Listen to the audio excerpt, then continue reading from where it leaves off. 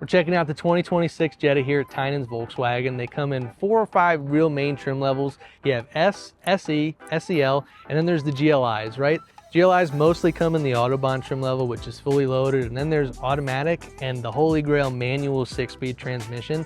This is the last year you can get a 6-speed manual from Volkswagen, and it's exclusively available on the Autobahn GLIs. But starting off with the S or the Sports, there's kind of 2 of them. They're a very similar car.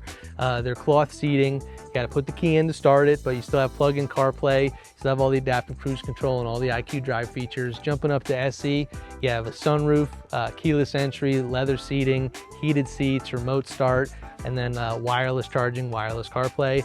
SEL gets you the upgraded sound system, the built-in navigation, the full leather seating that's heated and ventilated. And then jumping up to the GLI, you actually get a 2-liter turbo motor versus the 1.5 that comes in the standard Jetta. So that's basically a long body GTI. Those ones pretty much only come fully loaded, so you're getting an upgraded sound system, full leather seating, sunroof, all the suite of features that Volkswagen offers, and the Jetta. So it's pretty affordable, and it comes with a lifetime warranty only Tynan's Volkswagen.